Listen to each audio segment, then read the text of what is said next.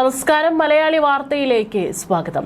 2026 August മാസത്തിലേക്ക് കടക്കുമ്പോൾ ലോകം രണ്ടാം ലോക മഹായുദ്ധത്തിന് ശേഷമുള്ള ഏറ്റവും വലിയ സുരക്ഷാ പ്രതിസന്ധിയിലാണ്. ഫെബ്രുവരിയിൽ ഇറാന്റെ പരമോന്നത നേതാവ് അലി ഖമനേയിയെ വധിച്ച അമേരിക്കൻ ഇസ്രായേൽ വ്യോമാക്രമണത്തോടെ തുടങ്ങിയ അമേരിക്കയുടെ അധിനിവേശ ശ്രമങ്ങൾ ഇന്ന് പശ്ചിമേഷ്യയെ പൂർണ്ണമായും വിഴുങ്ങിയിരിക്കുന്നു. ജൂണിൽ പാകിസ്ഥാന്റെ മധ്യസ്ഥതയിൽ ഒപ്പുവെച്ച വെടിനിർത്തൽ കരാർ ഇറാൻ വാണിജ്യ കപ്പലായ എവർ ലവ്ലിയെ ആക്രമിച്ചതോടെ തകർന്നടിഞ്ഞു. തുടർന്ന് അമേരിക്കൻ സേന നടത്തുന്ന നിരന്തരമായ വ്യോമാക്രമണങ്ങളും ഇതിനുള്ള ഇറാന്റെ പ്രത്യാക്രമണങ്ങളും ഇന്ന് അതിരൂക്ഷമായ ഒരു സർവനാശ യുദ്ധമായി മാറിയിരിക്കുകയാണ്. ഗൾഫ് മേഖലയെ വീണ്ടും വൻ യുദ്ധഭീതിയിലാഴ്ത്തി അമേരിക്കയും ഇറാനും തമ്മിൽ അതിരൂക്ഷമായ സൈനിക ഏറ്റുമുട്ടൽ. ജോർദാനിലെ US സൈനിക താവളങ്ങൾക്ക് നേരെ ഇറാൻ നടത്തിയ മിസൈൽ ആക്രമണത്തിന് പിന്നാലെ ഇറാന് നേരെ അതിശക്തമായ തിരിച്ചടിയുമായി അമേരിക്കൻ സൈന്യം രംഗത്തെത്തി. ഇറാന്റെ ഇസ്ലാമിക് റവല്യൂഷണറി ഗാർഡ് കോർപ്സിന്റെ കമാൻഡ് സെന്ററുകൾ, മിസൈൽ ഡ്രോൺ സംഭരണ കേന്ദ്രങ്ങൾ, തീരദേശ നിരീക്ഷണ സംവിധാനങ്ങൾ, നാവിക താവളങ്ങൾ എന്നിവയുൾപ്പെടെ ഡസൻ കണക്കിന് തന്ത്രപ്രധാന ലക്ഷ്യങ്ങളിൽ US വ്യോമസേനയും നാവികസേനയും ബോംബാക്രമണം നടത്തി. ജോർദാനിലെ US സൈനിക താവള ലക്ഷ്യമിട്ട് ഇറാൻ നടത്തിയ ബാലിസ്റ്റിക് മിസൈൽ ആക്രമണങ്ങൾ US വ്യോമ പ്രതിരോധ സംവിധാനം വിജയകരമായി തകർത്തതിന് തൊട്ടു പിന്നാലെയായിരുന്നു അമേരിക്കയുടെ ഈ കടുത്ത നടപടി. അമേരിക്കൻ പടക്കപ്പലുകളും അത്യാധുനിക പോർ വിമാനങ്ങളും പങ്കെടുത്ത തിരിച്ചടി 2 മണിക്കൂറോളം നീണ്ടുനിന്നു. ഇറാന് കനത്ത പ്രഹരം നൽകുമെന്ന് US പ്രസിഡന്റ് ഡൊണാൾഡ് ട്രംപ് പ്രഖ്യാപിച്ചതിന് പിന്നാലെയായിരുന്നു US സെൻട്രൽ കമാൻഡ് മേഖലയിൽ വ്യോമാക്രമണ തരംഗം അഴിച്ചുവിട്ടത്. ഹോർമുസ് കടലിടുക്കിലെ പ്രധാന തന്ത്രപ്രധാന കേന്ദ്രമായ ഗഷ്മ ദ്വീപിൽ US നടത്തിയ ബോംബാക്രമണത്തിൽ ഒരു കുട്ടിയടക്കം 3 പേർ കൊല്ലപ്പെട്ടിരുന്നു. ദ്വീപിലെ പാർപ്പിട സമുച്ചയത്തിന് മുകളിലാണ് US മിസൈലുകൾ പതിച്ചത്. ആക്രമണത്തിൽ ഒരു ദമ്പതികളും അവരുടെ 2 വയസ്സുള്ള കുഞ്ഞുമാണ് കൊല്ലപ്പെട്ടതെന്ന് ഇറാൻ ഔദ്യോഗിക മാധ്യമങ്ങൾ സ്ഥിരീകരിച്ചു. ഗൊഷാമിന് പുറമെ തെക്ക് പടിഞ്ഞാറൻ നഗരങ്ങളായ അബാദാൻ, അഹ്വാസ്, ബുഷെഹർ, ഫാസ് പ്രവിശ്യ, വടക്ക് പടിഞ്ഞാറൻ ബുസ്നേസാൻ പ്രവിശ്യ എന്നിവിടങ്ങളിലും ശക്തമായ സ്ഫോടനങ്ങൾ നടന്നു. ഇറാന്റെ ഭാഗത്തു നിന്നും അവരെ പിന്തുണയ്ക്കുന്ന സായുധ ഗ്രൂപ്പുകളിൽ നിന്നും അമേരിക്കൻ സൈന്യത്തിനും അന്താരാഷ്ട്ര കപ്പൽ ഗതാഗതത്തിനും നേരെ ഉയരുന്ന ഭീഷണികൾ പൂർണ്ണമായും ഇല്ലാതാക്കുകയാണ് ഈ തിരിച്ചടിയിലൂടെ ലക്ഷ്യമിട്ടതെന്നും US സെൻട്രൽ കമാൻഡ് വ്യക്തമാക്കി. മേഖലയിൽ യാതൊരു വിട്ടുവീഴ്ചയുമില്ലാതെ ശക്തമായ സൈനിക നടപടികൾ തുടരുമെന്നും വാഷിംഗ്ടൺ മുന്നറിയിപ്പ് നൽകി. ഇതിനിടെ സംഘർഷം അയൽ രാജ്യങ്ങളിലേക്കും വ്യാപിപ്പിക്കുന്നതിന്റെ സൂചന നൽകിക്കൊണ്ട് കുവൈറ്റിൽ ഇറാന്റെ ഭാഗത്തു നിന്ന് ആക്രമണമുണ്ടായി. വടക്കൻ കുവൈറ്റിൽ ചൈനീസ് കമ്പനിയുടെ ഉടമസ്ഥതയിലുള്ള കെട്ടിടത്തിന് നേരെ ഇറാൻ നടത്തിയ ആക്രമണത്തിൽ ഒരു പ്രവാസി തൊഴിലാളിയും കൊല്ലപ്പെട്ടു.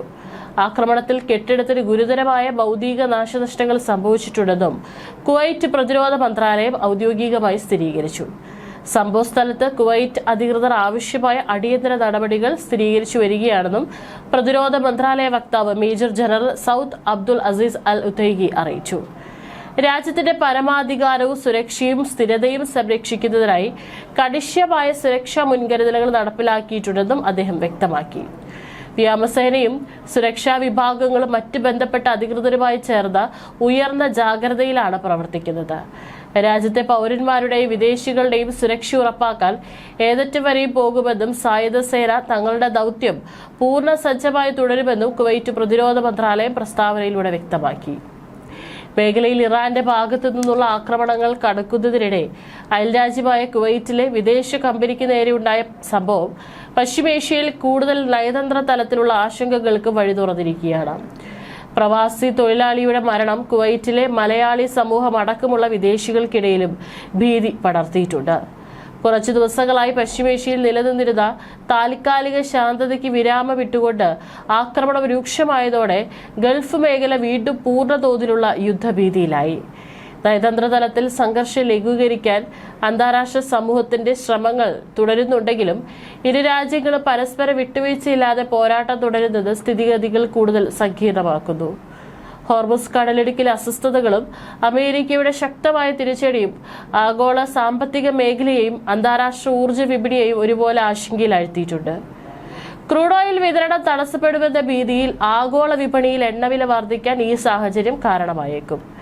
കൂടുതൽ കടുത്ത സൈനിക നടപടികളിലേക്ക് കടക്കുമെന്ന് ഇരുപക്ഷവും മുന്നറിയിപ്പ് നൽകിയതോടെ പശ്ചിമേഷ്യയിലെ സംഘർഷം ഏത് നിമിഷവും കൂടുതൽ വലിയൊരു പ്രാദേശിക യുദ്ധമായി മാറുമെന്ന ഭീതിയിലാണ് ലോകരാജ്യങ്ങൾ. വ്യോമാക്രമണങ്ങൾ തുടരുന്ന സാഹചര്യത്തിൽ ഗൾഫ് മേഖലയിലുള്ള വിദേശ രാജ്യങ്ങളിലെ എംബസികൾ തങ്ങളുടെ പൗരന്മാർക്ക് ആവശ്യമായ സുരക്ഷാ ജാഗ്രതാ നിർദ്ദേശങ്ങൾ പുറപ്പെടുവിച്ചു തുടങ്ങിയിട്ടുണ്ട്. ജാഗ്രത പാലിക്കാനും അത്യാവശ്യമില്ലാത്ത യാത്രകൾ ഒഴിവാക്കാനും അധികൃതർ നിർദ്ദേശിക്കുന്നു. തങ്ങളുടെ സാമ്രാജ്യത്വ താൽപര്യങ്ങൾ സംരക്ഷിക്കാൻ ഇറങ്ങുന്ന അമേരിക്കൻ സേന നേരിടുന്ന ഏറ്റവും വലിയ വെല്ലുവിളി ഇറാന്റെ സൈനിക ശക്തിയല്ല, മറിച്ച് അതിവേഗം കാലിയാകുന്ന സ്വന്തം ആയുധ ശേഖരമാണ്. വെറും $20,000 വില വരുന്ന ഇറാന്റെ ഷാഹിദ് ഡ്രോണുകളെ തകർക്കാൻ ദശലക്ഷക്കണക്കിന് ഡോളർ വിലയുള്ള പാട്രിയറ്റ് സ്മാൻഡേഡ് മിസൈലുകളാണ് അമേരിക്ക ഉപയോഗിക്കുന്നത്. ഈ സാമ്പത്തിക സൈനിക പ്രതിസന്ധി മറികടക്കാൻ ഗൾഫ് രാജ്യങ്ങൾ ഇപ്പോൾ യുക്രൈന്റെ സഹായം തേടിയിരിക്കുകയാണ്. വില കുറഞ്ഞ സ്റ്റിംഗ് ഡ്രോണുകളും നിർമ്മിത ബുദ്ധിയിൽ പ്രവർത്തിക്കുന്ന മെറോപ്സ് സിസ്റ്റം ഉപയോഗിച്ചുള്ള യുക്രൈന്റെ വിപ്ലവകരമായ പ്രതിരോധ ശൈലിയാണ് സൗദിയിലും UAEയിലും ഇപ്പോൾ നടപ്പിലാക്കുന്നത്.